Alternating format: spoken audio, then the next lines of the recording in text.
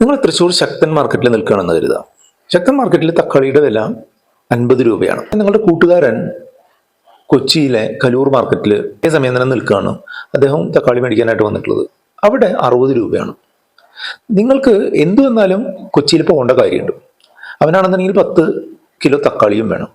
നിങ്ങൾക്ക് 10 കിലോ തക്കാളി തൃശ്ശൂരിൽ നിന്ന് വാങ്ങി നിങ്ങൾ പോകുന്ന വഴിയിൽ ഈ 10 കിലോ തക്കാളി അവന് കൊടുത്താൽ നമ്മൾക്ക് 500 രൂപയ്ക്ക് വാങ്ങിയ സാധനം 600 രൂപയ്ക്ക് കൊടുക്കാനായിട്ട് സാധിക്കും. ഇതിനെയാണ് ആർബിട്രാജ് എന്ന് പറയാം.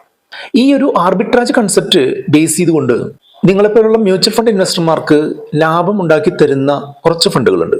ആർബിട്രാജ് മ്യൂച്വൽ ഫണ്ടുകൾ എന്നാണ് അവർ പറയുക. ഇന്നത്തെ ഈ വീഡിയോയിൽ ആർബിട്രാജ് മ്യൂച്വൽ ഫണ്ടുകൾ എന്താണ്, അതിൻ്റെ ഗുണങ്ങൾ എന്താണ്, അതിൻ്റെ ദോഷങ്ങൾ എന്താണ്, അത് ആർക്കൊക്കെ യോജിക്കും, ആരൊക്കെ അത് ചെയ്യരുത് എന്നുള്ള കൃത്യമായിട്ടുള്ള വിവരമാണ് പറഞ്ഞു തരാനായിട്ട് പോകുന്നത്. ആർബിട്രാജ് മ്യൂച്വൽ ഫണ്ട് എന്ന് പറഞ്ഞിട്ടുണ്ടെങ്കിൽ ഒരു തരത്തിലുള്ള ഒരു ഹൈബ്രിഡ് മ്യൂച്വൽ ഫണ്ടാണ്. ഇതിന്റെ പ്രധാനപ്പെട്ട ലക്ഷ്യം എന്ന് പറഞ്ഞിട്ടുണ്ടെങ്കിൽ ഒരു ക്യാഷ് മാർക്കറ്റിലും ഫ്യൂച്ചർ മാർക്കറ്റിലുമുള്ള വിലകൾ തമ്മിൽ മാച്ച് ചെയ്തുകൊണ്ട് ആ വിലയിലുള്ള വ്യത്യാസത്തെ എൻകാഷ് ചെയ്തുകൊണ്ട് നമുക്കൊരു ലാഭം ഉണ്ടാക്കുക എന്നുള്ളതാണ്. ഒരു ഉദാഹരണമായിട്ട് പറയുകയാണെങ്കിൽ ABC എന്ന് പറഞ്ഞൊരു കമ്പനി, അത് മാർക്കറ്റിൽ 100 രൂപയ്ക്കാണ് ട്രേഡ് ചെയ്യുന്നത്. എന്നാൽ അതേ കമ്പനിയുടെ ഫ്യൂച്ചേഴ്സ്, അതായത് ഭാവിയിൽ വരാൻ സാധ്യതയുണ്ടെന്ന് ആളുകൾ കരുതുന്ന ഒരു ഡെറിവേറ്റീവിനെയാണ് ഫ്യൂച്ചേഴ്സ് എന്ന് പറയുക. ഫ്യൂച്ചേഴ്സ് 105 രൂപയിലാണ് ട്രേഡ് ചെയ്യുന്നത്. അതായത് 100 രൂപ ക്യാഷ് മാർക്കറ്റിലുള്ളതിന്റെ ഇപ്പോഴത്തെ ഫ്യൂച്ചേഴ്സ് വില 105 ആണ്. ആൾക്കാർ അതിന്റെ പ്രൈസ് ഉയരാനുള്ള സാധ്യത കാണുന്നുണ്ട് എന്നുള്ളതുകൊണ്ടാണ്. ഫണ്ട് മാനേജർമാർ എന്ത് ചെയ്യുന്നു വെച്ചാൽ ഷെയറിനെ 100 രൂപയ്ക്ക് വാങ്ങിയിട്ട് ഫ്യൂച്ചേഴ്സ് 105 രൂപയ്ക്ക് സെല്ല് ചെയ്യും. അതായത് ഒരേ കമ്പനിയുടെ തന്നെ ആക്ച്വൽ ഷെയറും അതിന്റെ ഫ്യൂച്ചറും വാങ്ങുകയും വിൽക്കുകയും ചെയ്യും ഒരേ സമയം. അങ്ങനെ വരുമ്പോൾ ആ ഡിഫറൻസ് വരുന്ന ആ 5 രൂപ ഈ ഫണ്ടിന് ലാഭമായിട്ട് മാറുകയാണ് ചെയ്യുക.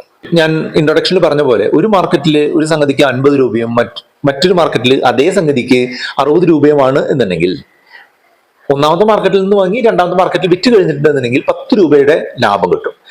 ഈ ഒരു കാര്യം നമുക്ക് സ്റ്റോക്ക് മാർക്കറ്റിൽ പലതരത്തിൽ ചെയ്തുകൊണ്ട് ഫണ്ട് മാനേജർമാർ ലാഭമെടുക്കുന്ന പരിപാടിനെയാണ് ഈ ആർബിട്രാജ് ഫണ്ടുകൾ എന്ന് പറയാം.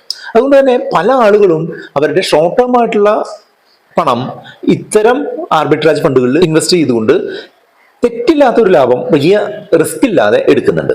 ആർബിട്രാജ് മ്യൂച്വൽ ഫണ്ടുകളുടെ പ്രത്യേകതകളായിട്ട് പറയുകയാണെന്നുണ്ടെങ്കിൽ അതൊരു ഇക്വിറ്റി ഓറിയന്റഡ് ആയിട്ടുള്ള ഒരു ഹൈബ്രിഡ് ഫണ്ടാണ്. അതായത് 65% പൈസയും പോർട്ട്ഫോളിയോയിലെ ഇക്വിറ്റി സെക്ഷനിൽ നിക്ഷേപിക്കുകയും അതേപോലെ തന്നെ ഇതിന്റെ റിസ്ക് കുറയ്ക്കുന്നതിനായിട്ട് ഒരു ഹെഡ്ജിങ്, അതായത് ഒരു സ്റ്റോക്ക് വാങ്ങിയാൽ അതിന്റെ ഫ്യൂച്ചേഴ്സ് വിറ്റ് കോമ്പൻസേറ്റ് ചെയ്യുന്ന ആ ഒരു പരിപാടി കൺസിസ്റ്റന്റ് ആയിട്ട് നടത്തുകയും ചെയ്യുന്ന ഒരു സംവിധാനമാണ്.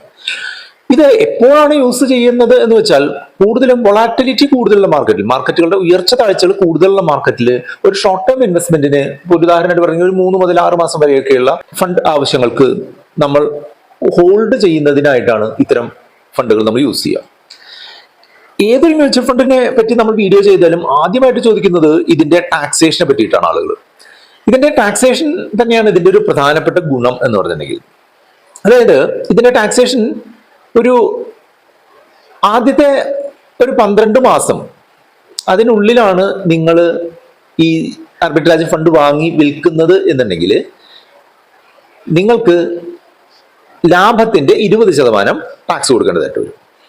അതേസമയം തന്നെ ഒരു വർഷം കഴിഞ്ഞിട്ടാണ് ഇത് വിൽക്കുന്നത് എന്നുണ്ടെങ്കിൽ ലാഭത്തിന്റെ 12.5% ടാക്സ് കൊടുക്കേണ്ടി വരും. ഇത് എന്തിന്റെ ടാക്സേഷൻ ആണ്? ഇത് ഒരു ഇക്വിറ്റി ഫണ്ടിന്റെ ടാക്സേഷൻ ആണ്. ഒരു ഉയർന്ന വെൽത്ത് ഉള്ള ആളുകൾക്ക് ഒരു ഡെറ്റ് ഫണ്ടിൽ നിന്ന് അവരുടെ ഒരു ടാക്സ് സ്ലാബിനനുസരിച്ച് ടാക്സ് പോകുന്ന ഒരു സിറ്റുവേഷനെ കമ്പയർ ചെയ്യുമ്പോൾ ഈ ഇക്വിറ്റി ബേസ്ഡ് ആയിട്ടുള്ള ടാക്സേഷൻ വരുന്ന ഇത്തരം ഫണ്ടുകൾ ഹെൽപ്ഫുൾ ആയിട്ട് കാണുന്നുണ്ട്. അതുകൊണ്ടാണ് കുറെ ആളുകൾ അവരുടെ ഒരു ഷോർട്ട് ടേം മണിയൊക്കെ ഹോൾഡ് ചെയ്യുന്നതിനായിട്ട് ഇത്തരം ഫണ്ടുകൾ യൂസ് ചെയ്യുന്നത്. കൂടുതൽ വൊളാറ്റിലിറ്റി ഉള്ള സമയത്ത് കൂടുതൽ മണി ഈ ഇത്തരം ഫണ്ടുകളിലേക്ക് ഫണ്ട് മാനേജർമാർ പമ്പ് ചെയ്യുകയും അതേസമയം തന്നെ ഒരു വൊളാറ്റിലിറ്റി കുറഞ്ഞിട്ടുള്ള സമയത്ത് ഈ ഫണ്ടിൽ നിന്ന് പണം എടുത്തിട്ട് മണി മാർക്കറ്റ്, സ്റ്റേബിൾ ആയിട്ടുള്ള മണി മാർക്കറ്റ് ഫണ്ടുകളിലേക്ക് ഇൻവെസ്റ്റ് ചെയ്യാണ് ചെയ്യുക. അതായത് നമുക്ക് അവസരം വരുമ്പോൾ, ഒരു ആർബിട്രാജ് ഓപ്പർച്യൂണിറ്റി വരുമ്പോൾ അതിൽ നിന്ന് പണം ഉണ്ടാക്കുകയും അതേസമയം തന്നെ ആ പണം സേഫ് ആയിട്ട് സൂക്ഷിക്കാനായിട്ട് മണി മാർക്കറ്റ് ഫണ്ടുകൾ ഉപയോഗിക്കുകയും ചെയ്യുന്ന ഒരു രീതിയാണ് ഈ ആർബിട്രാജ് ഫണ്ടുകളെ വ്യത്യസ്തമാക്കുന്നത്. ഇനി ആർബിട്രാജ് ഫണ്ടുകളുടെ ഗുണദോഷങ്ങളെ പറ്റിയിട്ടൊന്ന് പറയാം. ആർബിട്രാജ് ഫണ്ടുകളുടെ ഏറ്റവും പ്രധാനപ്പെട്ട ഗുണം എന്ന് പറഞ്ഞിട്ടുണ്ടെന്നുണ്ടെങ്കിൽ കുറഞ്ഞ റിസ്ക് ആണ്. ഞാൻ മുൻപ് സൂചിപ്പിച്ചിട്ടുള്ള പോലെ ഇതിൽ ഇക്വിറ്റിയും ക്യാഷ് പൊസിഷനും അതിന്റെ ഫ്യൂച്ചർ പൊസിഷനും വാങ്ങുകയും വിൽക്കുകയും ചെയ്യുന്നത് കൊണ്ട് തന്നെ അതിന്റെ ആ ഒരു റിസ്ക് നള്ളിഫൈ ആയിട്ട് അല്ലെങ്കിൽ കുറഞ്ഞു പോകുന്നുണ്ട് എന്ന് കാണാനായിട്ട് സാധിക്കും. അതേപോലെ തന്നെ രണ്ടാമത്തെ പ്രധാനപ്പെട്ട ഗുണം എന്ന് പറഞ്ഞിട്ടുണ്ടെങ്കിൽ ഇത് ഡെറ്റ് ഫണ്ട് കാറ്റഗറിയിൽ പെടുന്ന ഒരു ഫണ്ടാണ്, അല്ലെങ്കിൽ ഹൈബ്രിഡ് ഫണ്ട് കാറ്റഗറിയിൽ പെടുന്ന ഒരു ഫണ്ടാണ് എന്നുണ്ടെങ്കിലും ഡെറ്റ് ഫണ്ടിനേക്കാൾ ബെറ്റർ ആയിട്ടുള്ള ഒരു ടാക്സ് എഫിഷ്യൻസി ഇതിനുണ്ട് എന്നുള്ളതാണ്.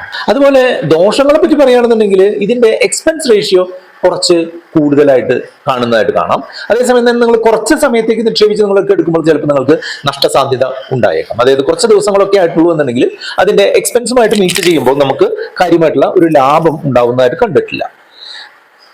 വലിയൊരു ക്യാപിറ്റൽ അപ്രീസിയേഷൻ പ്രതീക്ഷിച്ച് ഇൻവെസ്റ്റ് ചെയ്യുന്ന ആളുകൾ ഇത് ഒരിക്കലും ഇത്തരം ഫണ്ടുകളിൽ ഇടരുത്. അതൊരു ലോങ് ടേം അപ്രീസിയേഷന് വേണ്ടിയിട്ടുള്ള ഒരു ഫണ്ടല്ല.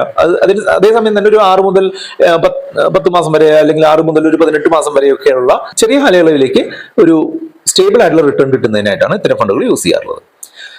ഇനി ആരാണ് ഇത് ഇൻവെസ്റ്റ് ചെയ്യേണ്ടതെന്ന് ചോദിച്ചു കഴിഞ്ഞിട്ടുണ്ടെങ്കിൽ ചെറിയ റിസ്ക് മാത്രം എടുക്കാൻ താല്പര്യമുള്ള ആളുകൾക്ക് ഒരു ഫിക്സഡ് ഡെപ്പോസിറ്റിനേക്കാൾ ബെറ്റർ ആയിട്ടുള്ള ഒരു റിട്ടേൺ കിട്ടുന്നതിനായിട്ട് ആണ് അത്തരം ആളുകളാണ് ഇത് എടുക്കേണ്ടത്. മേജർ ആയിട്ടുള്ള വൊളാറ്റിലിറ്റി ഒന്നും ഇതിനെ കാര്യമായിട്ട് ബാധിക്കാത്തത് കൊണ്ട് തന്നെ അൺസർട്ടനിറ്റി ഉള്ള മാർക്കറ്റിൽ ഇത് അത്യാവശ്യം ഗുണം ചെയ്യാനുള്ള സാധ്യതയുണ്ട്. ഞാൻ മുൻപ് സൂചിപ്പിച്ച പോലെ ഒരു 6 മാസം മുതൽ ഒരു 10-18 മാസം വരെയുള്ള ഒരു കാലയളവിലേക്കൊക്കെ ഇത് ഗുണം ചെയ്യാനുള്ള സാധ്യതകൾ ഞാൻ കാണുന്നുണ്ട്. അത് മാത്രമല്ല ഒരു ടാക്സ് എഫിഷ്യൻസി ഉദ്ദേശിച്ചുകൊണ്ട് ഇൻവെസ്റ്റ്മെന്റ് നടത്താൻ താല്പര്യപ്പെടുന്ന ആളുകൾ ഒരു വലിയ റിസ്ക് ഇല്ലാതെ എന്നാൽ ഡെറ്റ് ഫണ്ടിനേക്കാൾ ബെറ്റർ ആയിട്ടുള്ള ടാക്സേഷൻ കിട്ടുന്നതിനായിട്ട് അത്തരം ആളുകൾ ഇത് യൂസ് ചെയ്യാനായിട്ട് സാധിക്കും. ആർബിട്രേജ് ഫണ്ടുകൾ നിങ്ങളുടെ പോർട്ട്ഫോളിയോയുടെ ഒരു സ്റ്റെബിലൈസേഷന് വേണ്ടിയിട്ട് ഒരു ഷോർട്ട് ടേം ആവശ്യങ്ങൾക്ക് ഒരു ടാക്സ് ബെനിഫിറ്റോട് കൂടി അല്ലെങ്കിൽ ടാക്സ് അഡ്വാൻറ്റേജോട് കൂടി നിക്ഷേപിക്കാൻ പറ്റുന്ന നല്ലൊരു ഓപ്ഷൻ ആയിട്ടാണ് പേഴ്സണലി ഞാൻ കാണുന്നത്. ഇവിടെ ലോ റിസ്ക്, ഒരു ടാക്സ് എഫിഷ്യൻസി, വൊളാറ്റിലിറ്റി കൺട്രോൾ ചെയ്യാനുള്ള കഴിവൊക്കെ നോക്കുമ്പോൾ ഒരു കൺസർവേറ്റീവ് ആയിട്ടുള്ള ഇൻവെസ്റ്റേഴ്സിന് മികച്ച ഒരു ഓപ്ഷൻ ആയിട്ടാണ് ഞാൻ ആർബിട്രേജ് ഫണ്ടുകളെ കാണുന്നത്. ലോങ് ടേം ഗ്രോത്ത് ഉണ്ടാവുമെങ്കിലും അത് ഒരു ഇക്വിറ്റി ഓറിയന്റഡ് ഫണ്ടുകളെ ഒന്നും കമ്പയർ ചെയ്യുമ്പോൾ ഒട്ടും മികച്ച ഗ്രോത്ത് അല്ല. അതുകൊണ്ട് തന്നെ ഒരു ലോങ് ടേം ഇൻവെസ്റ്റ്മെന്റിന് ഇത് യോജിച്ചതല്ല. അതിന് പകരമായിട്ട് ഒരു പ്രെഡിക്റ്റബിൾ ആയിട്ടുള്ള സ്റ്റേബിൾ ആയിട്ടുള്ള ഒരു സാധാരണ ഒരു ചെറിയ കാലയളവിലേക്കുള്ള ഇൻവെസ്റ്റ്മെന്റിനായിട്ട് ഇത്തരം ഫണ്ടുകളാണ് ഉപയോഗിക്കാറുള്ളത്.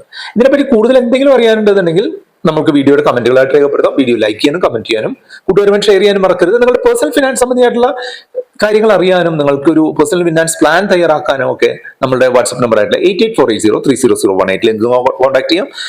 ഈ വീഡിയോയുമായി ബന്ധപ്പെട്ട 2 വീഡിയോകളാണ് അവിടെ കാണുന്നത്. കൊണ്ടുകൊണ്ട് നിങ്ങൾക്ക് മുന്നോട്ട് പോകാം.